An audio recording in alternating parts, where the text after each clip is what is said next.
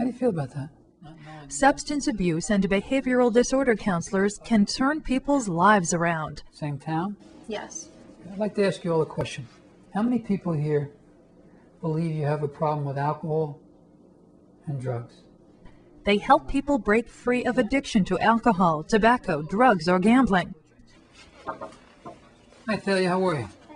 Come on and have a seat. Or they may work with clients to develop strategies for coping with other behavioral problems, such as overeating. Often this profession requires providing evening and weekend hours to counsel clients who work during the day.